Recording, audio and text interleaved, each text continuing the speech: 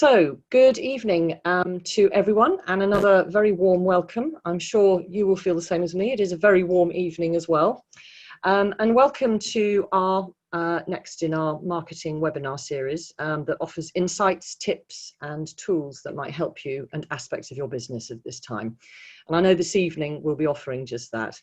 One of our most popular topics in the series was social media, so much that people want to learn. This evening's session is all about Instagram, how it works, and best practice. The importance and relevance of Instagram was certainly emphasised in our last webinar on social media. And as we learnt, Instagram is currently the most popular of these social media channels. Its audience tends to be younger than Twitter and are an important pool of potential customers for many of you, I know. Many will have read in last year's Wine Intelligence report on sparkling wine sales in the UK that 80% of consumers of English sparkling wine were under 45 years of age, suggesting that Instagram is an important route to this audience. So how to use this channel effectively is extremely important, and this webinar will outline exactly how that can be achieved. So I'm really delighted to welcome back Sue Llewellyn from Ultra Social and WineGB's own digital marketing officer, Joanna Albogas. Sue is a renowned social media consultant and trainer who's helped thousands of people in organizations across the world on how to best use social media and to communicate more effectively online and in person. And I'm sure, Sue, that coaching communication skills on all virtual platforms at the moment has been dominating your time of late. Joanna, as you know, has been with WineGB since September and last year, and since then we've seen WineGB's online presence and its social audience engagement grow month on month. It's on Instagram where we've seen a significant increase in the number of followers and, importantly, positive audience engagement, which has been beneficial to the entire industry. I'm sure there'll be plenty to learn in our hour tonight so that those less familiar with Instagram can be more confident in how to use it to best effect, and for others to take away some great hints and tips to improve performance. So if you've got any questions for either Sue or Joanna, please post them in the Q&A bit at the bottom. I'll be monitoring them to then ask each at the end of their presentations. And of course, there's the chat room too.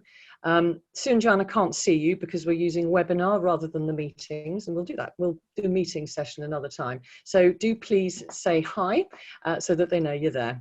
Now, I'm going to pass on to Sue first to give her presentation, and then we'll follow on with Joanna. So over to you, Sue. Hello, everybody. I can see others are still joining, so I won't get to the really juicy bits first of all. I'll save some juicy bits so people can join us. I will be sharing my screen in a second, so forgive me while I start looking slightly away from the camera while I get that up and running. Oops, I'm nearly there, sorry. If I just press share screen, and that. And then that. And while I'm doing this, can you see the screen, Joanna? Can you give me a thumbs up if, yeah, brilliant. While I'm doing this, I won't be able to see your questions because I will have to look at those in a minute. But so if there's anything really, really urgent, do shout. Well, Joanna, wave because I can see you, and Julia's camera's just gone off. So thank you very much for joining us. I love Instagram. I think it's a fantastic platform. And I think for you in your industry, it's particularly good because it is visual and it's aspirational and inspirational. And there's an awful lot of foodie types and people who just love wine. So I think it's a really good place for you to be. I just wanted to talk about why you should be using Instagram, obviously for all of the reasons I've just mentioned, but it is huge and it's growing really fast. And right now, I think there's about 1 billion users, active users every month, and around 500 million Instagram stories daily. I'm going to explain the difference between stories and what you put on your feed, on your grid. And obviously for some of you, you'll be more experienced than others. So forgive me while I explain the basics, but I don't want to lose anybody. As Julia was saying, a lot of them are very young. So quite a lot of people under 34. Not all of them. Not everybody is young on there. There are some of us who are a little bit older than that. And there's, I think it's about 24 million users in the UK. So it's still a big UK market. And over 60% log in every day, and some for quite a long time every day. But I think the key figure in all these stats is that about 83% of people say they discover new products and services using Instagram. So they are likely to find you. And if they like what they see on your Instagram feed, they are well, disposed to buy from you. So that's all a good thing. There are two types of accounts on Instagram. One is a business account and one is a personal account. And the difference between them, the business account will give you analytics and stats. So you can see, how many people have been clicking on your stuff, but also it's got different bits for the bio. And I know Joanna is going to talk about the bio and what you need to put in it to get found a bit later on. So it's very important when somebody lands on your feed, your Instagram account, that they know what they're going to get. So you kind of have to work out what your story is. What's your sort of look, your niche? So I'm just going to show you some examples of that. But this is the most niche of niche, I think. And quite a lot of people on Instagram would follow Symmetry Breakfast. But you know what you're going to get when you land on this account. Every day he will post something, a symmetrical breakfast. And in the corner, this is what you call his grid, the pictures that you see when you land on it. In the corner of each, you can probably see tiny little squares. The little squares in here mean that he's got more than one picture. So normally when you put one picture up, that's called a post. When you put several pictures in a row, that's called a carousel. And then some of them, as you can see, it's got a little video sign, is a video, or even an IGTV, which is Instagram TV. That's the sort of slightly longer form video. So the most important thing then is you land on it and you have this sense of consistency. It must be clear what you do, really clear. And the consistent look and the consistency of turning up regularly and posting regularly is what's important. I'm focusing this presentation on sort of strategic considerations and also hashtags, because hashtags are a big mystery, but I'll explain that. It's a sort of art and a science how you use them. And it is essential that you use them. It's essential. So your account has got to be, it helps if there's a look. When you land on it and all the pictures in the grid are consistent, maybe there's a colour that matches, or it's the same kind of content in different things. But if it's a mishmash of styles and it looks ugly, that's not a very nice thing for people. They don't know what they're going to get. So it's also, if you want them to buy into the lifestyle and buy into the sort of aspirational side of drinking wine and enjoying yourself, then I think it needs to look nice and clean and clear and visually appealing. It is a photographic platform, a visual platform, and a video platform. So these are the 3 C's of success, really, although I'm about to give you a bonus one of the 4th one. So clarity, consistency, and then your content. Your content has to resonate with people. It's got to speak to them, speak to their hearts as well as their minds. We might like to think we're intelligent and logical, but we actually think with our emotions more than our heads, really. The really key thing here is it's a community-based platform, and you need to be nurturing your community, your customers. You've got to give them something. You've got to involve them in conversations. And I think I just wanted to illustrate this. I know it's nothing to do with wine, the example I'm going to show you. But if you look at the Manchester Evening News, I'm going to show you this for strategic reasons. Their strategy is to nurture their community. And all the pictures that you see there that are posted on their grid, which is their regular feed of pictures, these are taken by members of the community in Manchester. So 96%, I think, at least of these pictures are user generated. That means it comes from somebody else, so they don't have to create the content themselves. And as you see in the bio here, it very clearly says, we share Greater Manchester photos daily. Please use hashtag Manchester Evening News to get involved. Everybody doing that knows their pictures stand a chance of being exposed to a massively wide audience. So it's one person running this account, so there's no excuse for having a small team and not being able to do something like that with user-generated content. I know this is possibly more difficult getting the pictures in your grid, but in your stories, which are these things, you see the thing with the red ring around it here, and all these little things here. So stories basically are posts that are ephemeral. They last for 24 hours, and they're short, tiny little clips. So it could be a photograph, it could be a video, it could be a boomerang, one of those sort of you know, moving videos. So a mixture of content in there, and you kind of tap through different ones or swipe onto somebody else's story. And when there's a red ring around the story, it means it's live. And what people then do is to highlight what their things are. So you may well have pictures of the vineyards. You might have, I don't know, summer drinking. You might have your staff. You could have all sorts of different topics across there. But for the Manchester Evening News, what they do is they nurture the community and they're proud of Manchester. But in the stories, they put what's going on in and around there and what's on the website and what's in the paper. So you get a real sense of what's going on, and that's fresh, it's new, and the highlights go into the stories. So I hope that's quite clear. But basically what they're doing there is they're asking people to share their pictures for a wider audience. And each post they do, you can see here they explain what it is. The photographer gets a credit, and then they tell everybody what they can do next. Then they use hashtags. I'm going to come into the hashtags next, but you can see there's a selection of different ones.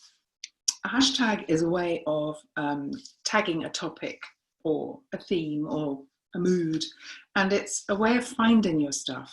I hear it regularly described as an index to a book, or like a Rolodex or something. So it's a way of finding what you're interested in. So if you want to see pictures of Manchester city centre, you might well look for that hashtag. So you need to be using these really carefully and really strategically. And you can use up to 30 of them. And as you see here, they've got one in the post itself, and then in the first comment afterwards, they've put a bunch of hashtags. Now there is no difference really between putting the hashtags in your post or putting them afterwards. It doesn't affect your reach or anything like that, allegedly. But what it does do, it makes it a little neater. So Instagram is different from Twitter and Facebook with its use of hashtags. You wouldn't be using nearly as many, not by a million miles, in Twitter.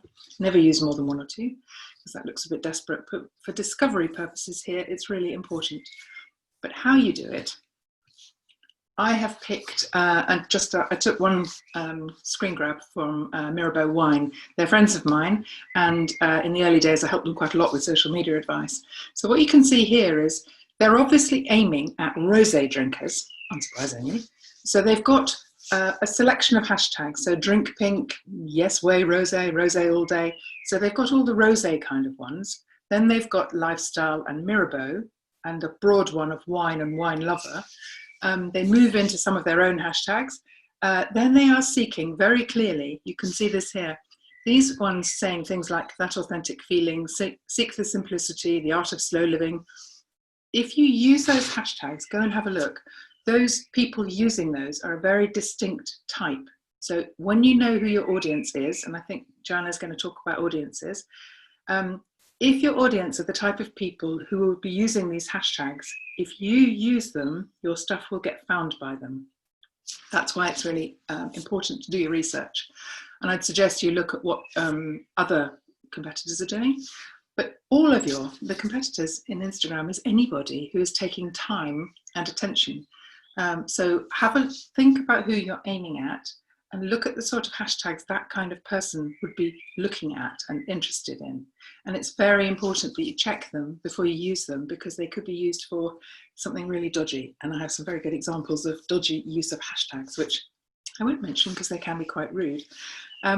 So having a look at the hashtags, sometimes they are tagging a feeling, sometimes they're tagging an event, they're tagging a niche, an industry, a moment in time, a sort of a whole lifestyle and aspirational thing.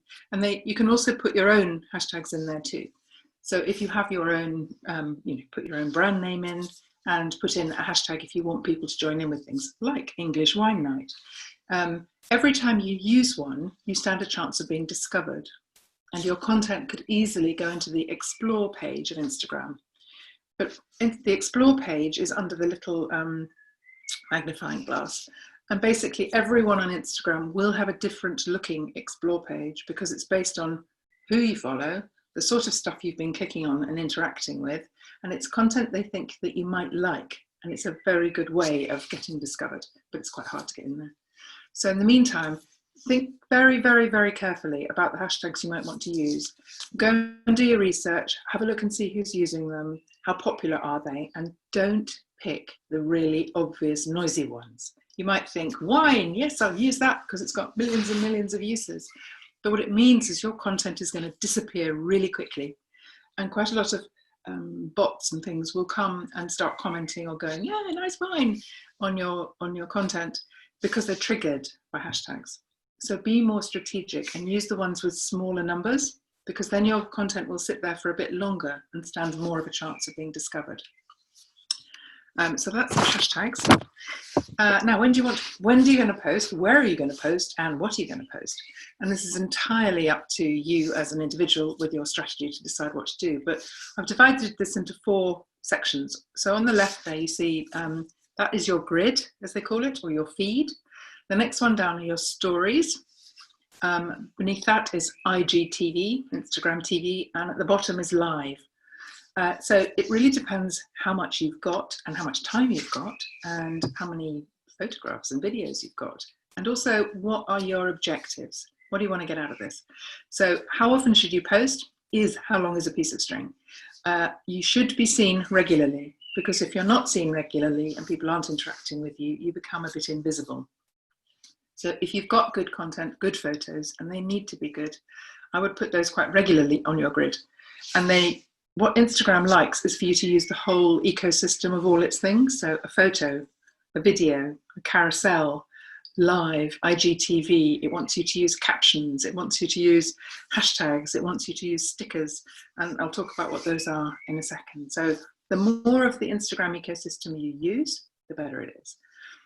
So I would say post in your grid quite regularly. Have a clear plan, which I know that Jana's going to talk about, having a content plan and how you do that. The stories are not so structured or so, there's a lot less thought perhaps that needs to go into them, but they're more rough and ready. They're more immediate, behind the scenes. It could be other people's content. So like some people will be posting something they've done, maybe it's drinking the wine and they're tagging you. You can then put that in your stories so the people get the exposure through your, it's a sort of community building thing. So encourage people to tag you, your brand, in their photos and when they're using it, and you can then share that in your stories. So it's, and any of the really good stuff, think about the sort of content buckets for the highlights and put the good stuff in there. Not every single thing you post on a story, because that's boring, and irritatingly, you have to start right at the beginning before you see the most recent content. It should be the other way around, but it goes back historically. But the stories then, it's like they've arrived on your page and you think, oh, I know, she does this, this, this, and this. And that's going to give you a flavour, quite literally a flavour of what you do. So, and I think you should keep the stories going every day. They are small 15-second little clips, and it can be a mix of video and, pictures, still pictures. And you need to put the stickers and things on, which I'll come back to. IGTV, it had a slow start on Instagram, and people just didn't really flock there, I think, because it wasn't monetizable, but it will be. So the creators on YouTube make a lot of money, but they didn't have an opportunity on Instagram, so why should they go there? But that's changing, and people are using it a lot more now. So you need to be using video, 100%. You need to be using video. You need to be making video and putting the short bits in, either in your stories, in your grid, and also IGTV. As an ordinary person who doesn't have more than 10,000 followers, we've got under 10,000 followers and we're not verified. Ordinary accounts, business ones, can only post up to 10 minutes. If you have a bigger account and more followers, you can post about an hour. So what I would say is keep it shorter. Most people haven't got 10 minutes to watch a video, maybe 3 minutes. That's more than enough, I think. I'm usually, I'm bored by now, and off I go. So keep it short. And it could be teaching people things. You could show people harvesting and how to grow things and how to make the wine and what to serve it with. It's kind of educative content, and you can put it into topic buckets again, like a series. The live ones, that sort of, you can go live on Instagram in your stories anytime you want, anytime you've got something good to say, but it would be worth making it good to say, really good. Or having a chat with somebody. Maybe you're having a chat with someone don't know, complementary brand who've also got their own following, because then they will cross promote. You know, you can both promote the fact you're doing it together. So I've put Q&A, I've put AMA, which means ask me anything. So you could just do a question and answer with your community. Demonstrations of things, they work well. Sort of chats and interviews. So, and you can do those whenever you've got something good to say. And if you turn up regularly at a specific time and people know you're doing it, it's a great way of building your audience. I'm following somebody called Katie Brindle on Instagram. She turns up every morning and she does crazy fun exercises, and it's great. And she's hilarious and brilliant, but I bet you that's had a tremendous effect on her brand. So that's one to post. Stories, I think I've mentioned, but when you're making a story, you need to hook people in. And if you can tell a story, that's even better. But what you need people to do is you need them to watch the next clip and the next clip and the next clip. You don't want them going, oh, that picture's awful or boring, off I go, and swipe on to somebody else's. So you have to kind of hook them in with something and tell a story. Not all the time, but the other thing that you really need to do, I've put here engagement device. The engagement device, which I will just show you, is things like this. These are the stickers. When you've made a story, and I haven't got time to show you how to do it, or I would. Normally when I'm doing Instagram training, I did it for the BBC and all sorts of others, I'd spend a day or so, half a day, but at least a day getting people to practice using it. But these engagement devices are really important, asking your audience something so that the algorithm will show you more people your stuff. If you are interacting with an account, you know, your followers are interacting, it shows they like it. It shows they're interested, and the algorithm is going to say, oh, I'll show them more of this stuff. So you can ask questions. You can have polls. You can just have the emoji slider thing, which is the third one along. That's just, I don't think that's that great, but you know, it's just how good does this look? Yeah, it looks lovely. But asking questions like, what should I do next? Or what would you like to learn about this? There's all sorts of things you can do with them, and don't stick them at the end of a story because people might not get there. You know, try and encourage them to join in. It's an absolute art to making good stories. And that really is a subject for a proper training session at some point, I think. So back to the other things, good picture, a mix of the content, a bit of video, particularly video of you, captions on your videos. If you are actually making, this is not a stories thing, but if you're making a video, it's very important that you put captions on it because a lot of people have the sound off. You can put sound on your stories, and if so, there's a sound up sticker that you can put on it so people know to turn it up. Then you can add text and emojis, pictures, and all sorts of other stuff, GIFs and things. A call to action telling people what to do, like buy my wine and drink it, but not actually selling like that. It's not a place for selling. The way you sell is to make people feel part of the thing, building your community and wanting to buy into the lifestyle and everything. It's not, here's a, sell, sell, sell. It's not a hard sell place. That looks really naff. You can add music. Some people don't have the music function. And then if you have lots of followers, you can do the swipe up, which takes you off to your bio, your website, sorry. Or there is a thing called link in bio or link tree, where you get to have other options where you can go. If you have never seen it, you're probably thinking, what on earth is she on about? But I should actually plug in my phone and show you. But so yeah, engagement devices, IGTV I've mentioned. I wanted to just show you, for those of you who are a little bit more advanced or just beginning perhaps, some really cool apps to make your content look really great. Snapseed is a very good photographic editing tool, and you need good photos. You need good photos. If you want to retouch stuff, Retouch is a good one. InShot is a very good app for editing, and it's very simple, and it can put captions on your videos. I wouldn't say put every single word of a caption because that's just too much to read, but take the sense of it so people know what they're looking at.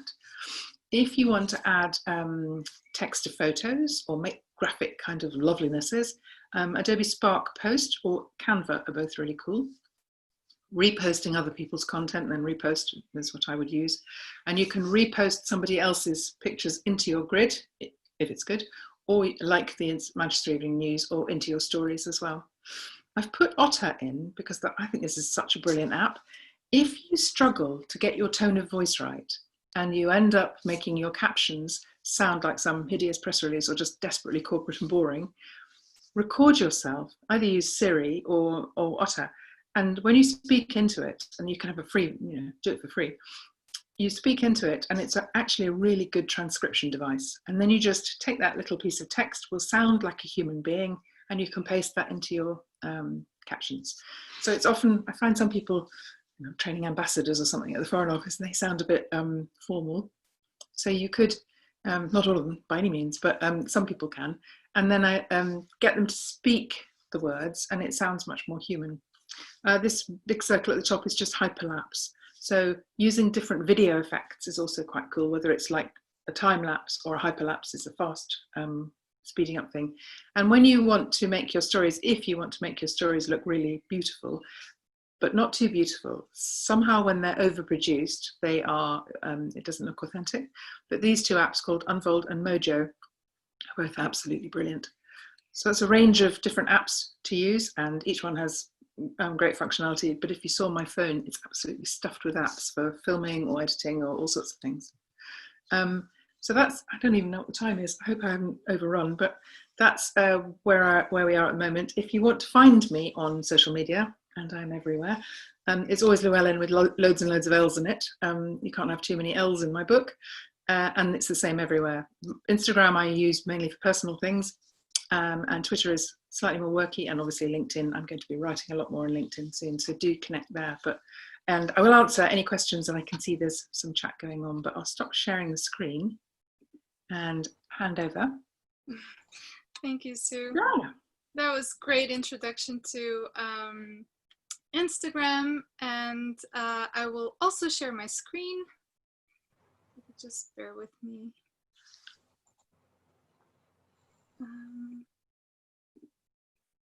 No, I think, can you see it? Yes. Cool. Thank you. Okay, so I'll start by talking a little bit about the bio, which is the first thing that you actually do when you create an account, an Instagram account. So by having a really great bio and link in bio, you are actually already standing out. You need to make sure that you add all the details that describe who you are and what you do, as well as what you offer, where you are, and how can your customers reach you. It should be very easy for your followers to understand who you are based on your Instagram bio. And yeah, it's the first way that you have to present yourself. And also when you're including your name, make sure that when you're including the copy in your caption, make sure that you're including any keywords that are relevant for how you want people to search you and to find you. So for example, if you're a biodynamic vineyard, or if you're specialized in low intervention wines, make sure that you include those keywords on your bio caption. Link in bio is the only clickable link on Instagram. As an Instagram user, one of the most frustrating things I find is when someone includes a link on their caption, on their grid, and I just can click on it, or even copy and paste it on Google Chrome or Google, whatever. So just make sure that even you can change it as much as you want to. So for example, you post something about a blog post on your website, or a special offer, or a new product, you can refresh this link in bio. Just make sure it's always up to date with your latest post. Swipe ups on stories are great, but they only work if you're verified or if you have 10K or plus followers. So if you're a growing account, the swipe up doesn't work. So yes, link in bio, very important. Next, the age not the age, sorry. Who are you talking to? Your audience is really important. It's one of the key parts of your whole online strategy. Who are you talking to? So it's really important to define and identify as much information about your target audience as possible. And realistically, it will help you plan your content. It will help you select images. It will help you with your tone of voice. It will help you with everything. So make sure you are very specific about who are you talking to. And now that's where age comes play a part. Think about their age, their gender, their location, their annual income, consumption habits, education, marital status, and even personality traits. Because without information about your audience, all the time you spend on creating content and writing captions and even selecting hashtags will be a complete waste of time. Some ways of getting to know your audience is by making the most of Instagram interactive stickers. And this will help you understand engagement and collect as much information as you can from, for example, Q&As, like Sue mentioned. This is a great way of not only allowing your consumer to understand that there's a real person behind that account, but also you can encourage them to engage with you by asking what do they want to see next, what kind of content are they interested in. Even, for example, on the polls, you could, I've seen a lot of influencers doing with their outfits. You could do this with, for example, your labels, your bottle labels. If you're in the process of choosing a new label, why not give a chance to your customers to be a part of that decision? If you're deciding between two, I don't know, something like that. The second way of finding your audience is by looking at your followers and who are they following on Instagram. So what are they interested in? What kind of accounts do they follow? Are they people who actually like following travel accounts about travel, or are they foodies? What do they want to see on their feeds when they open social media? This is a way of finding out more about what their interests are. Another way is by using a great tool from Instagram Business. It's called Instagram Insights. And this will give you information about location, gender, age, and the times that your audience is online. So one important thing to memorize here is that you need to post when your audience is actually looking and they're on your platform. So only about 10% of your followers actually see your posts. So make sure that that 10% is reached when they're actually online.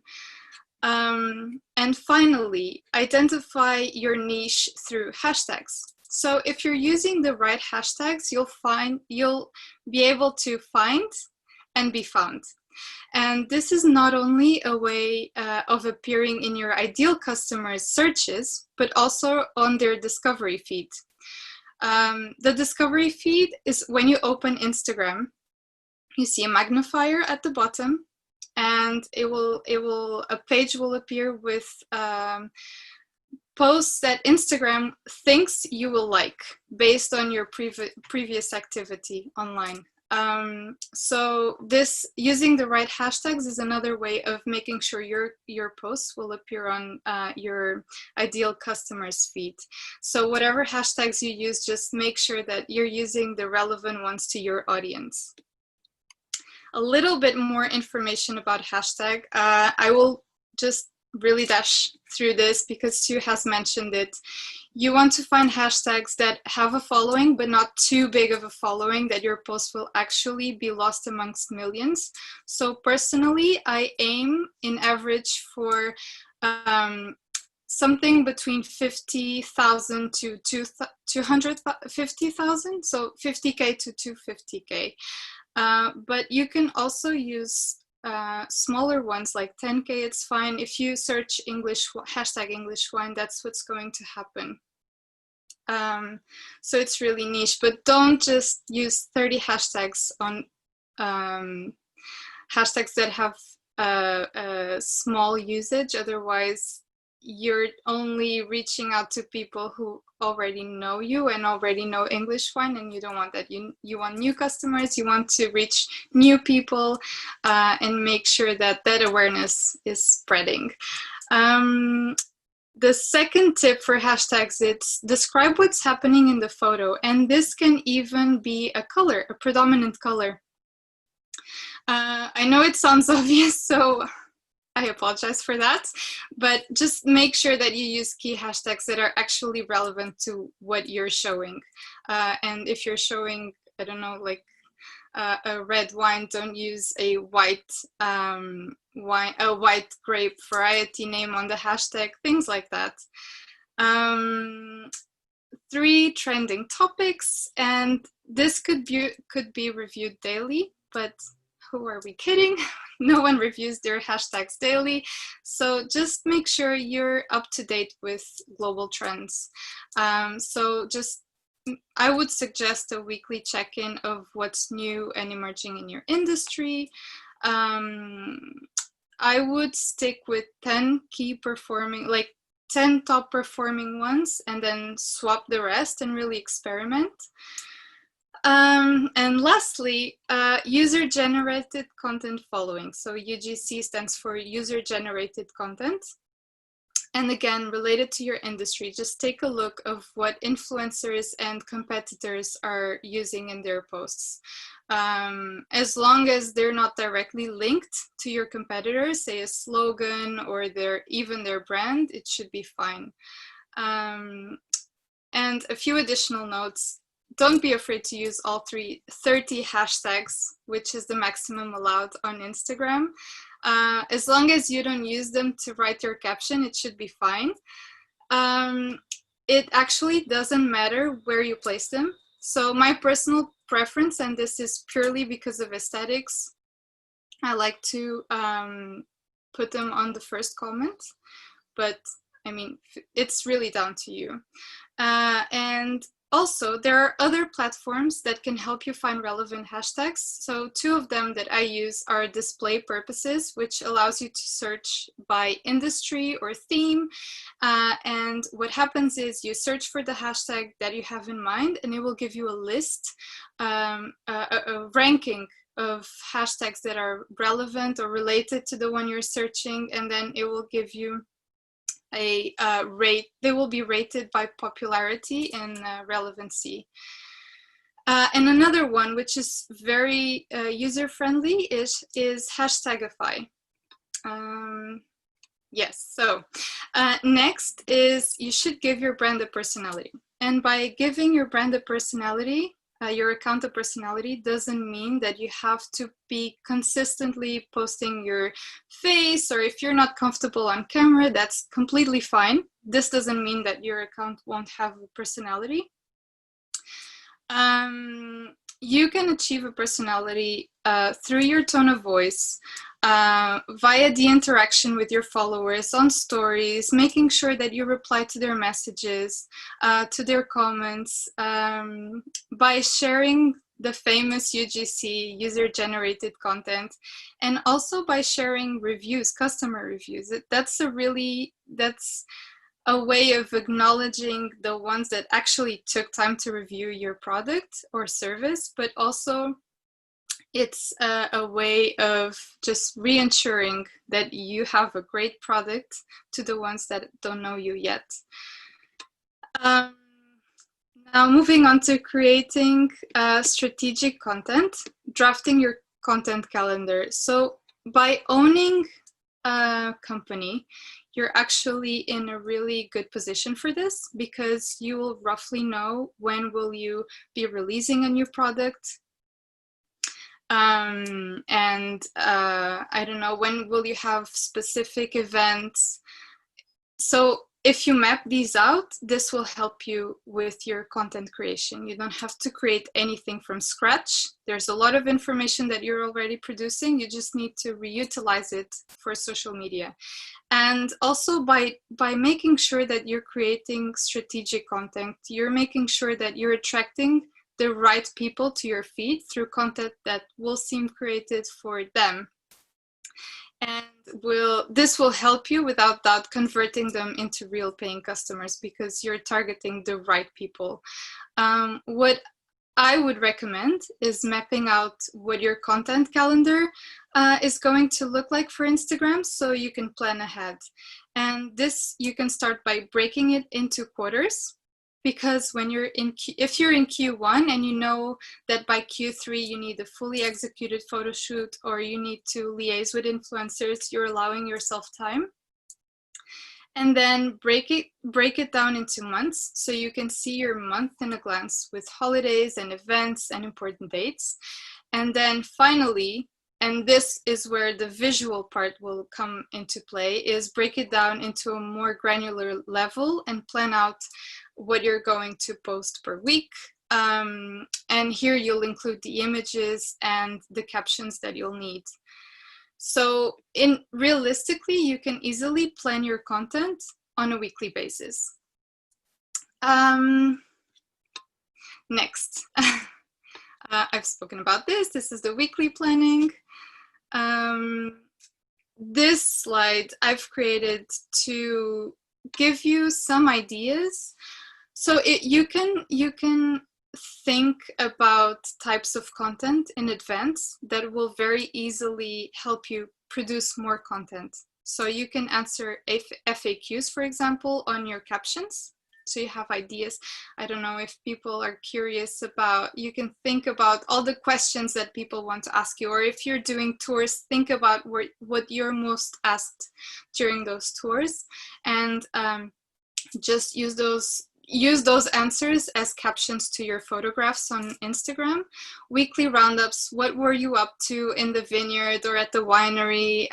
Was it bottling? Was it harvest time? Were you fighting frost like a few weeks ago? What were you doing? User-generated content is a great way of engaging with your community. A story: tell a story of how the vineyard started, or how you are expanding your winery, or how you've received this amazing new press, or I don't know, there are so many stories that you could share. Another really nice one that I think it's nice, it's meet the team. Just meet the people that allow this to be a reality, that make this wine happen. And then your product, it's important. Don't oversell it. It's part of the lifestyle. It's part of the dream and the story that you're telling. It needs to be there, but not too much. Next will be the importance of branding. So your grid is the first thing that people see when they go, or after your bio, it's the first thing they see. So Instagram is a very visual platform, and you need to think of it as your portfolio. So a great way of doing this is beforehand create a mood board that will help you envision what kind of content you want to create in the future. What kind of posts do you want to make? Here we have a mix. We have grapes during harvest time. There's food that is so connected to wine. There's a beautiful shot of a vineyard and their terrace full of people. Hopefully we'll be able to visit one and be in that kind of setup. So yes, so your Instagram grid should be able to give anyone an overview of what your brand stands and what is as a whole, along with what your brand story is. So if you're really a perfectionist, you have to think about these 4 things, and these are Pantones because most brands choose specific colors to represent them. So ideally you choose to 5 or 6 and stick to those colors for all marketing and content. It also helps with when you're sharing quotes and you have like just one color background, for example. Typography, your tone of voice. I mean, that's where your personality will shine through. And the content editing is so important. Like Sue said, your photos need to be top notch. They have to be awesome. And this doesn't mean that they have to be taken by a professional photographer, but they can't be low res. And if you overuse filters and saturation and contrast, they will not feel real. Some other apps that I like, apart from Snapseed, are Visco, Afterlight, A Color Story, and Lightroom. I'll be sharing these in the chat afterwards. What else? Okay, so no matter what your style is, so if we look at the previous photo, we see that it's a very curated kind of grid, and the tones match exactly what they've selected beforehand.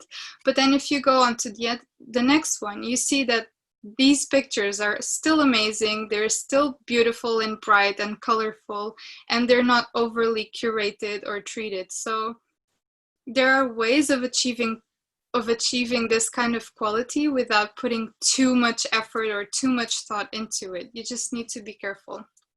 So quality over quantity always. Yes. Again, so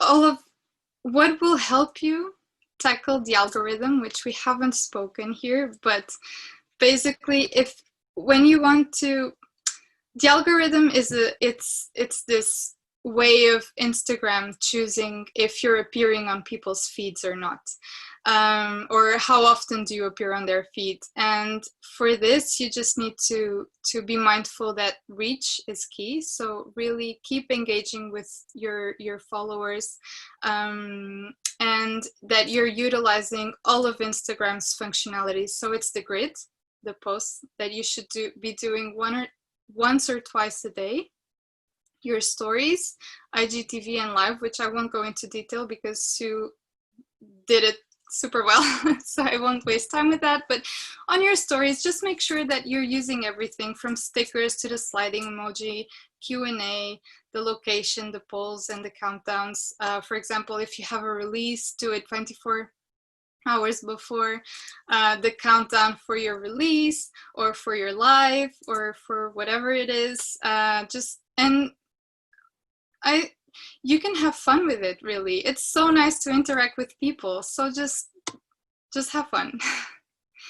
Yeah, so here I wanted to show some of the functionalities. So if you see the first picture, that's what a grid looks like. Then the second one is a story, which it can be more in the moment, behind the scenes, less curated. And then the stickers that you can see when you swipe up on your stories.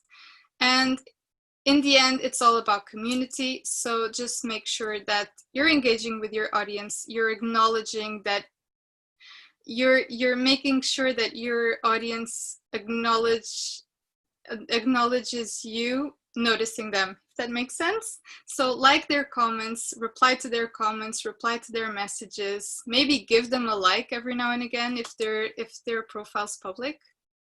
No one harm you.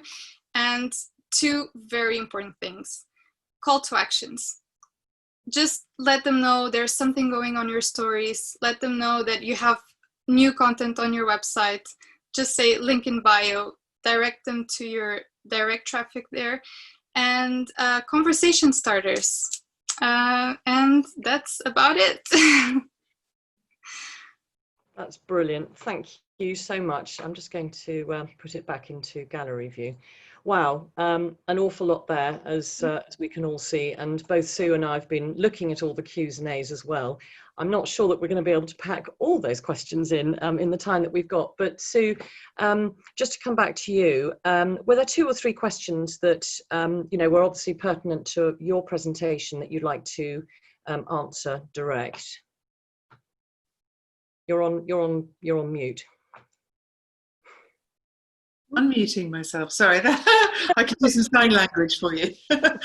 I need a drink. Just a couple that have caught my eye. Actually, I just saw Trisha's one pop up now on the chat saying, "Why on a smartphone? Photos are not as good as the camera." Your camera is your smartphone. They are absolutely brilliant these days. If you're going to be taking the pictures, First of all, clean the lens because they, pulling it out of their pocket. But just learn the principles of good photography. Put the grid on so you get the rule of thirds, and then obviously the editing tools are so good. We make TV programs using phones now. The quality of them is outstanding. Obviously, if you've got something a bit rubbish and it's really old, then don't do that. But honestly, you don't need a camera. A camera is obviously better, but you don't need one to create amazing content. So that was one thing that caught my eye. Another one caught my eye, which was how do you tell a charlatan? Well, tell a charlatan to do something. But how can you tell the people? Was that Philip asking that? I haven't got the questions open. Yes, how often I often get approached by people who call themselves influencers asking for free wine samples. How do you tell a charlatan from a useful contact? Yeah, there are so many of those, and it's quite difficult. I think it really depends what they're offering to do for you and what kind of engagement they have. I honestly would think people who've got sack loads of followers, their engagement levels can be very low. You need to be looking for people. They might be micro-influencers, but if there's definite conversation going there, they're proactively engaging with their audiences, they're doing something useful.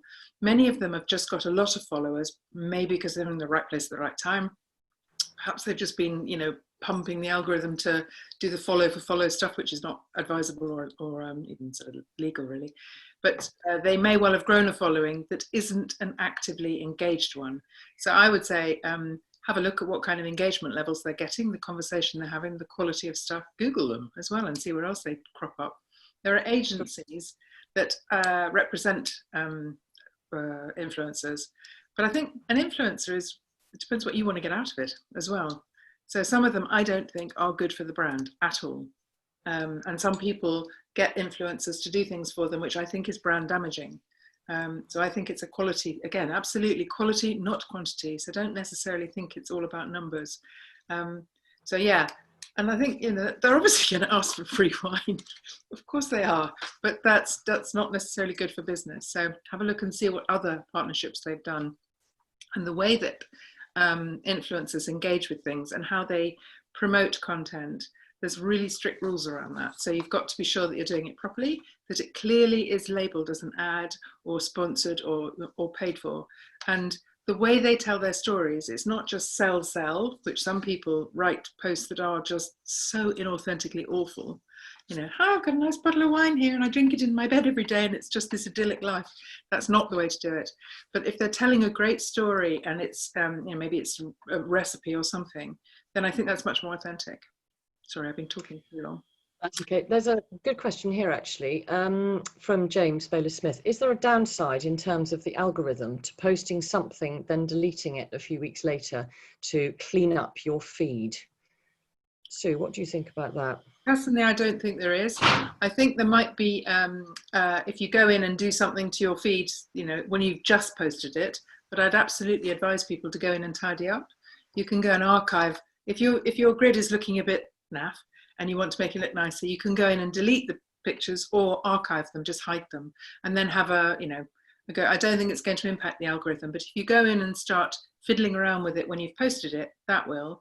But the key to making the algorithm work is to be active immediately and to go in and get the comments going, reply to every comment, and just keep talking to your audience. That's really important. That's brilliant. I don't know whether everybody saw in the chat room, actually, but Bob, I think that's, yeah, of course, it's Bob Lindo, who's Terrace you had in your photograph, Joanna. And Joanna actually answered it, but I think this is quite a relevant one. Hi all, we leave Instagram to our visitors, but via the Camel Valley Vineyard placed on Instagram. They post great pics. Should we leave it to them to enjoy? Joanna, you did answer it, but I wondered if you could just expand on your answer. Yes, sure. So what you've allowed there is for people to share their images through a location. And I think it's a great way of not only building a community, but also for other potential customers that are looking into visiting vineyards to find you and see how happy people that are enjoying your wine in your terrace and your vineyard are.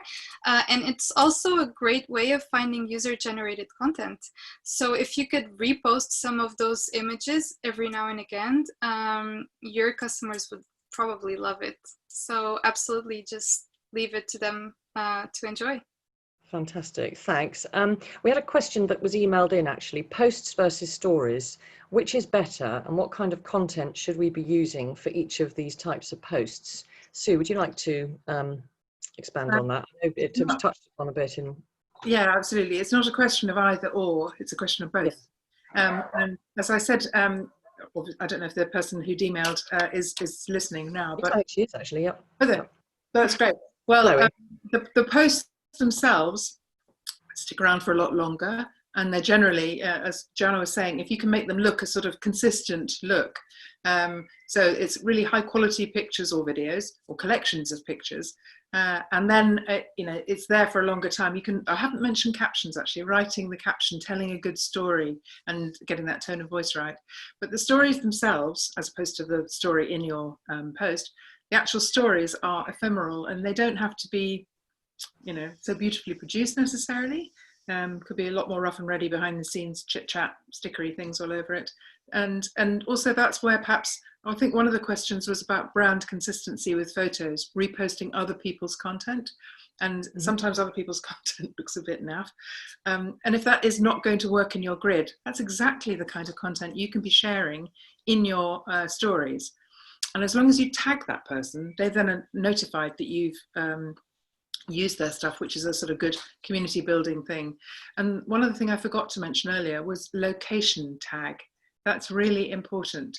In your stories, you should put on every little part of the story, location and a hashtag for something else. You can use quite a few hashtags. But the location doesn't just say, I'm in the Surrey Hills, but I don't want anybody to know exactly where I am in the Surrey Hills. So when I put stuff on Instagram, just say Surrey Hills, rather than the village I live in, because I don't want people knowing where I am. But you could put the village, you could put I don't know, there's all sorts of things. It could go down to a tiny little place, at home, or some people put in my bed type of thing. But then these location hashtags and stories are all sort of collated by Instagram. So people may well discover it when they're looking at, say, hashtag, I don't know, Surrey Hills. They'll see other stuff that's in stories at the time. So it's another discovery mechanism. And therefore putting location in is very important. I think what's been really revealing is about the use of hashtags, and you could almost have an entire webinar on hashtags actually. You can, honestly. I thought this was actually quite a good one. It was, how do you find hashtags or make them up? And I think what we'll do, because Joanna, you quoted some, very good tools and websites that you can do to verify hashtags and the like. But Vanessa also asked, how do you find hashtags or make them up? What happens if you want to make up a hashtag? If you have a really brilliant one, how do you kind of start off? Do you just start it and keep repeating it? Do you encourage people to use it? How do you kind of get on the grid, as it were, with hashtags like that? You can create as many hashtags as you want, and then encourage people to use them. And if they're quirky or funny, people will use them. Check them first. Yeah. Yes, and just tell your friends, tell your family, make them use them, and hopefully the word will spread out. Yeah, just check that somebody hasn't used them for something dodgy beforehand. Yes.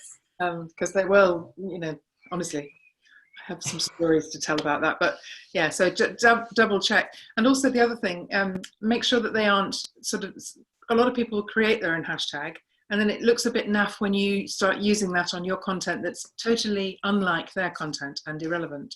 So I would check to see, and you can sort of see who the creator of a hashtag is, but just check that first. But otherwise, absolutely, like Manchester Evening News, make your own and encourage your community to use it. And actually, there was a question here as well from Victoria. How do you check trending topics on Insta? Obviously, there are other platforms that you check the trending topics on as well. But actually, if you are on Insta, is hashtags a really good way of checking sort of trending topics in a way?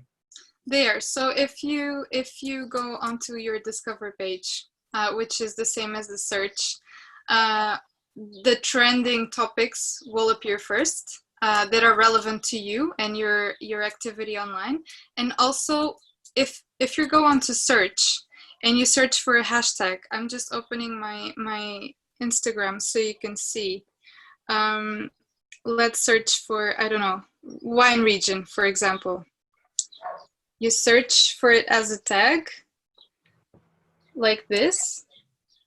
And actually, no, it's not appearing, but I will make Sorry. It will also let you know of relevant hashtags. You'll also find there relevant hashtags that are related to that particular one. Yeah, just have a look and then look and see who's using it and what's getting kind of engagement and the sort of quality of the content that's being shared on it. One thing we didn't really sort of stress, but it is so important to be proactive, not just talking to your community, but going out and looking for sort of other people that you'd like to be seen by. So you might be following an account and you can switch notifications on. So when they post, you can be first in with a comment. And you'll see a lot of people are doing this. So that means that others will see them and think, oh, who's that? Oh, I'll go and follow them as well. So you need to be really strategic in your use of it, but being proactive now, and even more so on Twitter, actually, if you want to get noticed there, you're going to have to go out and start talking to people, because the chances of your stuff getting seen on Twitter are quite limited because it's so noisy, particularly when Dominic Cummings does a press conference. I don't know. A lot of noise out there. Sorry, didn't mean to mention him, but yeah. Not to worry. We are hitting 7 o'clock, but there's just one question that interested me here, actually. Is there an app to make a unique sticker for your brand? Is that something you can do? Can you personalize stickers, knowing now what part they play? You can. There are ways of making filters, but I don't know about the sticker thing. And I haven't thought about. I know people have got stickers, but I don't know if that's a brand partnership thing with Instagram or. It's a really good question. I can find out. Isn't it? Yeah. Sue and Joanna, you've been absolutely amazing, and I'm sure, as you said yourself, it takes a day to train people on Instagram. So to cram what you said and what you also said, Joanna, into less than an hour, and we've managed to answer a few questions. I'm sorry, everybody, we've not been able to answer them all, but what we'll do is we'll filter through them, because I'm sure some of them will make a really good document that, reference document, such as those various websites and apps and things, which we can put in our marketing toolkit for the members in the members area. So really, we're kind of come to the end of the evening already. It's gone so quickly. Big thank you to Sue and of course to Joanna as well. Sue, we've got your present. Well, this is going to be recorded, so people will be able to get all your contact details as well. But it's Sue at Ultra Social. You're everywhere, aren't you? So it's all the L's. Right. Sue Llewellyn. Well, yeah, you can find my email, but otherwise just find Sue Llewellyn with lots of L's in it on the other social platforms, and then connect on LinkedIn. And if I can help you, just give me a shout. That's fantastic. Thank you.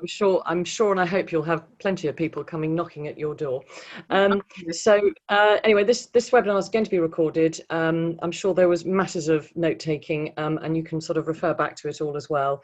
We'll get that up hopefully in the next 24 hours. We'll follow up with a feedback survey, because we'd love to hear from all of you as well. And of course, that does also provide opportunities for you to ask and request other topics for us to cover. I strongly suspect that social media is going to be featuring pretty heavily as well. We've only got one webinar left in this series, actually, and that's next week, which is email marketing and MailChimp, another important form of communication, as we know, and that's with Robin Adams of Chimp Answers. So anyway, just a few minutes over, but I think it was worth it. Sue, Joanna, thank you again so much, and thank you to everybody who has attended. We've had some really good numbers tonight. Hope it's been of extreme use and a source of lots of information. I know it has been for me. So that just leaves me to say thank you and good night. Thank you. Bye. Bye, everybody.